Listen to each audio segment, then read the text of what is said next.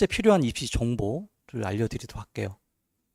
3호 등급 맞춤형 입시 전략과 논술 전형이 되어 있는데, 일반적으로 내신 3호 등급이라고 했지만 내신 3호 등급은 그냥 논술 전형 준비하는 등급대죠.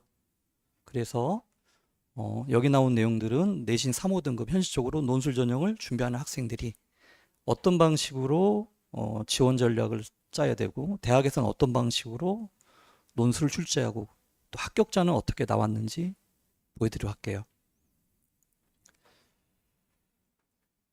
요거는 인문논술 출제 형식입니다. 아마 다 아시는 걸 거예요.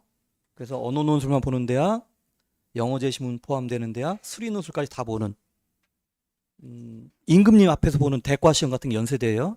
그러니까 연세대는 쓸 수는 있지만 전날에 조상님의 음덕, 용꿈을 꿔야 가능합니다. 잘 쓴 애들 다 지원할 거 아니에요. 그중 합격한 애는 극소수밖에 없습니다. 그리고 언어 논술과 수리 논술 보는 대학이 있습니다. 주로 이제 상경계 계열이고요. 그리고 내신 뭐 5, 6 이렇게 나올 수 있어요. 7도 나올 수 있죠. 근데 약술형 논술이 있습니다. 그래서 약 11개 대학이 보는데요. 여기 보시면 알겠지만 올해 좀 국민대는 핫할 것 같습니다. 보통 숭실대와 레벨을 같이 하지만 국민대가 약술형을 도입을 했습니다. 그래서 일반적인 논술 외에도 약술형 논술이라는 또 다른 경로가 있다라고 생각하시면 될 것 같아요. 주로 관심 있는 게 주로 아마도 올해 국민대하고 역시 지역적 특성을 고려할 때 가천대가 아닐까 싶습니다. 그래서 이런 방식으로 출제된다. 뭐 찍어 놓으시는 게 좋을 거예요. 어제 만든 자료이기 때문에 가장 핫한 자료, 핫하기보다는 민망합니다. 최신 자료입니다. 요게 이제 출제 경향들이고요. 제가 이걸 따로 뽑은 이유는 수학에 대한 고민이 있는 학생들이 있어요. 왜 고민이 생기냐면 논술 전형을 조사해 보니까 수리 논술을 보는 대학이 있다는 거죠. 인문계에도 불구하고. 그래서 요 대학들이 언어 논술뿐만 아니라 수리 논술을 봅니다. 요건 이제 계열별로 다 표기를 한 거예요. 연대를 가고 싶어 한다 하더라도 수학을 못하면 못 갑니다. 물론 수학은 3등급 정도면 돼요. 영어 제시문 나오죠. 국수형 다 잘해야 돼요. 그래서 요런 특성을 갖고 있습니다. 그래서 수학 1, 2하고 확통, 연계형 언어 논술까지 나오고요. 난도는 대부분 이제 중상에 위치하고 있죠. 상이라고 한 데는 어려운 거고요. 당연히 영향력이 크다고 표기한 것들은 시간 관계에서 짧게 말씀드릴게요. 당락 결정하는 가장 핵심적 변수다. 그러니까 수리 논술이 언어 논술보다 더 실질적으로 당락에 큰 영향을 준다. 예를 들면 이제 건국대라든지 한양대가 그렇습니다. 한양대는 미적분 기하까지 다 나온다. 그래서 한양대 상경도 역시 연대 합격할 만큼 어렵다라고 이해하시면 돼요. 그래서 이러한 경향성을 갖고 있습니다. 그래서 배점과 문항수, 출제 영향력을 보여드렸고요. 여기는 약술형입니다. 그래서 국민대, 강남대가 올해 새로 시행을 해서 배점하고 문항수하고 그 출제 영향력을 표기한 겁니다. 이거 일일이 설명하면 10분 넘으니까요. 간단하게 이렇게 확인하도록 하고요. 필요하신 분은 사진 찍으시면 돼요. 그리고는 사회계열 수리논술 보는 대학. 한양중앙, 건국, 연세경희, 숭실이와 주요 대학들이죠. 약술형. 중요한 거는 수학 적정 등급입니다. 그러니까 한양대를 우리 아이가 상경계 쓴다 그러면 2초 정도 나와야 돼. 2초. 그 정도의 수학 실력 갖고 있어야 됩니다. 그리고 나머지는 3등급이면 충분합니다. 근데 문과에서 3등급이 쉽지는 않습니다. 그래서 3등급 정도 되고요. 이화여대 같은 경우는 4등급 정도만 나와도 문제풀이가 어렵진 않습니다. 그래서 요거 필요한 내용들 확인하셨으면 한번 좀 찰칵하시면 돼요. 그리고 여기 약술형인데 전반적으로 제가 봤을 때는 4, 5등급이면 합격 가능하다 보는데, 솔직히 국어하고 수학의 출제 비중, 배점 기준에 따라 달라진다고 볼 수 있어요. 예를 들면 국민대 같은 경우는 올해 약술형인데 국어 8문제, 예를 들면 수학 2문제이기 때문에 국어 성적이 당락을 좌우하는 변수다라 볼 수 있지만 다른 대학들은 좀 비중이 다를 수 있거든요. 그래서 이런 4등급대 그리고 5초 정도면은 약술형 논술을 보는 대학들을 쓸 수 있다라는 생각이 듭니다. 빨리빨리 말씀드리는데 시간이 없어서 그렇습니다. 그래서 제가 볼 때는 이렇습니다. 여기 보면 난도가 있는데요. 이건 지원자 기준이에요. 그 대학에 지원한 학생 입장에서 느끼는 난도를 제가 주관적으로 분석한 거죠. 근데 주관적 분석이라는 것도 일정한 패턴이 있고요. 그리고 단설과 견해와 비슷하면 그게 객관적인 거잖아요. 그래서 저는 이게 나름대로 제가 볼 때는 그 레벨링으로서 타당하지 않나 생각합니다. 그래서 보통 여기 우리 아이 여기 대학 가면 되잖아요. 그죠? 최저가 이제 문제긴 한데 보통 3개합 6에서 7 혹은 4개합 8을 요구하는 대학이 요 대학들인데 올해 이제 한양대가 최저가 생겼죠. 한양대 인문이나 상경은 솔직히 논술 잘 써야 돼요.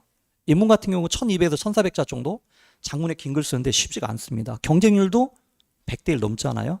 그죠? 그냥 내가 입시하면 누군가의 지력 밟히는 게 일반적인 게 한양대예요. 상경 역시 수학 실력이 절대적으로 중요하고요. 그래서 제가 볼 때는 난도는 상 정도 레벨링을 할 수 있을 것 같고요. 고대 서강대는 중간 단계 정도로 보면 되고요. 성대나 중대, 특히 중대는 좀 쉽다고 합니다. 아이들이 보통. 중대 시험은 쉽다. 제가 봐도 쉬워요. 문제를 좀 쉽게 낸 편이고 심지어 경영경제 계열도 그 수학 파트가 어렵지 않습니다. 그리고 요건 이제 중위권 대학들인데요. 건대 상경 같은 건 수리 노술이 나오기 때문에 3등급 때도 쓸 수 있죠. 제가 볼 때는 2등급 때 정도 되면 좀 그래도 합격권에 가깝지 않을까 생각을 해요. 그래서 건대 상경 같은 경우도 이제 어느 노술은 쉽지만 수리 노술이 어렵기 때문에 그 건대 요 레벨의 대학에 지원한 학생들 입장에서는 난도가 상이지 않을까 생각을 하고요. 근데 건대 인문이나 경희대 인문, 세종, 숙명, 이화 난도가 그렇게 아이들이 어렵게 느끼진 않는다고 봐요. 그래서 요 대학들이 있고요. 좀 쉽게 느껴진 이거 오타네요. 건국대 상경 아닙니다. 경희대 사회하고 동국대는 아이들이 좀 쉽다고 생각을 해요. 근데 그게 착각이에요. 나중에 보면. 근데 아이들이 느낀 난도니까. 그래서 경희대 사회와 동국은 좀 쉽다 볼 수 있고 인설권을 비롯한 나머지 두 개합 6에서 7 혹은 최저 없는 대학이 많죠. 한 10개 대학 넘죠. 보면 단국대를 지원한 학생 레벨에 비하면 굉장히 난도가 높아요. 난도가 높다기보다도 600자짜리 3개를 써야 되고 제시문이 꽤 많다 보니까 쓸 시간이 없어요. 그러니까 이런 경우는 이런 거예요. 예를 들면 단국대 같은 경우 인서울권이지만 좀 준비 기간이 오래돼서 다양한 유형에 대해서 신속하게 쓸 수 있는 능력 그걸 갖고 있으면 단국대는 써볼 만해요. 연세대는 최저는 없지만 그죠? 그림의 떡이죠. 일반적으로. 그래서 연세대는 뭐 성대 쓰는 학생이 대부분 연세대 쓰잖아요. 고대도 쓰고. 그래서 연세대는 학교 가면 가문의 영광 등록 바로 해야겠지만 연세대를 목표로 공부한다는 거는 합격자 몇 명 안 되잖아요. 현실적으로 난 여기 외에는 가지 않을 거야 이런 비현실적인 목표를 정하면 안 됩니다. 학교 가면은 그냥 좋은 거예요. 그리고 여기 대학들은 인서울권 대학인데 인서울권 대학이라고 해서 중위권 대학보다 논술 문제 난도가 더 낮다라고 볼 수는 없어요. 제가 이제 인서울권 중에 서울여대 수업할 때 보면 학생들이 죽으려고 그래요. 그래서 서울대 수업하면서 논술 문제 주다가 예를 들면 경희대 사회를 주잖아요. 선생님 왜 이리 쉬워요? 라고 얘기가 나와요. 그러니까 학교 레벨하고 논술 문제 난도 꼭 같이 가진 않습니다. 그래서 요 대학들은 요 정도 위치한다 보면 되고요. 하로 분류한 가톨릭이나 광운대는 요구 분량도 적고요. 좀 평이한 편입니다. 이렇게 보시면 돼요. 이 레벨 같은 경우 상중하는 준비 기간과도 연동성이 있다고 보실 수도 있어요.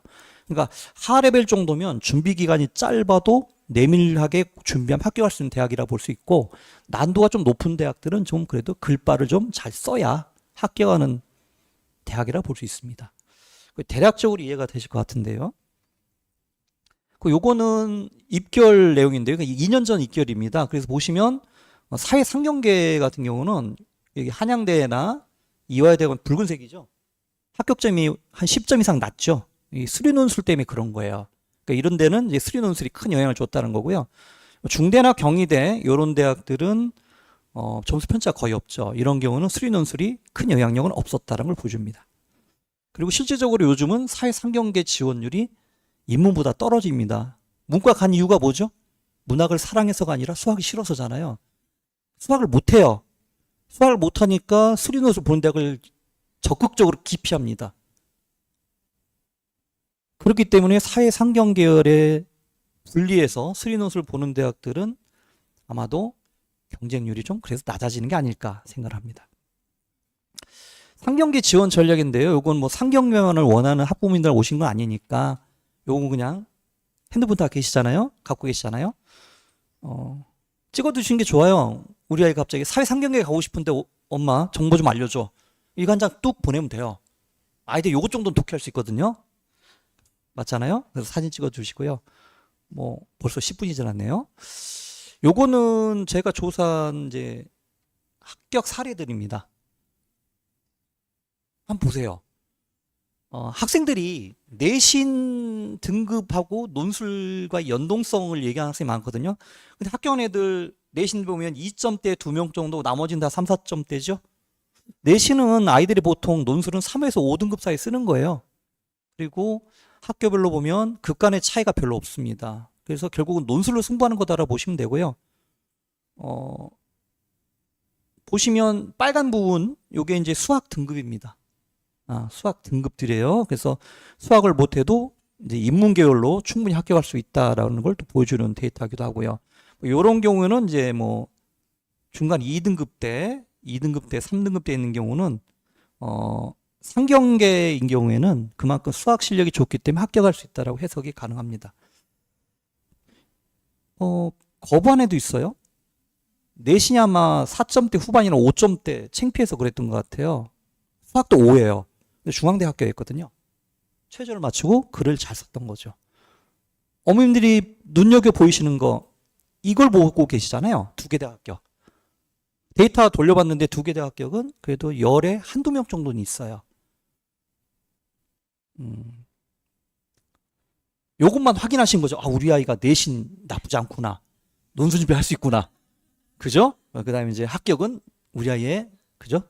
천재적인, 그죠? 글쓰기 실력과 노력으로 커버 가능하겠구나. 낙관적 전망을 가졌을 것 같아요. 수능 그렇게 잘 보지 못해도 인솔이 불가능한 수능 점수들이 대부분이잖아요? 그래도 상위대학을 갈 수 있구나. 낙관과 현실의 괴리를 좁히는 게 앞으로 할 일입니다. 문과생들의 현역의 입시 전략인데요. 학생부가 최대치가 아닌 것처럼 만연한 기대도 안 된다. 뭐 이런 거 가짜 뉴스 같은 거 현혹되시면 안 됩니다. 내신으로 선발하더라. 뭐 경쟁률이 뭐 몇십 대 1이어가지고 운빨이더라. 이런 거 없습니다. 그리고 수능은 열심히 해야 돼요. 정시와 수시 전형 모두를 위한 거고요. 뭐 이 정도면 될 것 같아요. 저 말씀드리기에는 시간이 왜 이리 빨리 그러죠? 제 수업은 간단히 말씀드리려고 했더니 요거 말씀드릴 시간은 없을 것 같고요. 수업 진행은 선생님들 비슷해요. 이론 강의하고 그 다음에 쓰기하고 첨삭하고 그걸 계속 하는 거예요. 시험 전까지.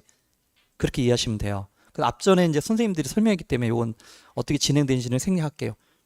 뭐 비슷하잖아요. 그죠? 스텝 1, 2, 3. 수업 구성은 이렇게 한다. 아시면 되고요. 요건 이제 성적표 샘플입니다. 요거는 미리탐구에서 쓰고 있는 공식 이제 성적표인데 이런 식으로 이제 성적이 나가고요. 뒤에 보시면 저 같은 경우는 단임평가 1차 점사, 2차 점사 그리고 애가 그럼에도 불구하고 반성하지 않고 잘 못 쓴다고 3차까지 써오라고 그래요. 그래서 이제 단임평가를 해서 학부모님들도 이해할 수 있게끔. 근데 절대 안 보시죠. 무슨 말인지 이해가 안 되시거든요. 솔직히. 근데 아이들이 이해를 해요. 그리고 상담 일정 뭐 이렇게 잡혀 있고요. 이건 제 교재입니다. 그래서 단계별로 사고력 단계별로 교재 4권으로 진행합니다. 그리고 수업은 화요일 날 학원도 한적하고 제 수업도 보니까 한적합니다. 그래서 화요일 날이 학생들이 별로 없는 요일인 것 같기도 하지만 화요일 날 오붓하게 수업하고 있고요.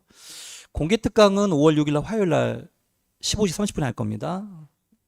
선생님들은 대부분 이제 논술의 기초적인 논술의 이해에 필요한 기초적인 접근법 같은 걸 중심으로 하실 텐데 저는 현실적으로 아이들이 어느 정도 필요한 게 최근에 문학 지문의 비중이 높아지고 있거든요. 그래서 시, 소설을 요약하고 해설하는 방법 요거에 대해서 2시간이 될지 1시간 반이 될지 모르겠지만 기출문제 중심으로 문학작품 해석 방식에 대해서 2시간 정도 수업할 예정입니다. 감사합니다.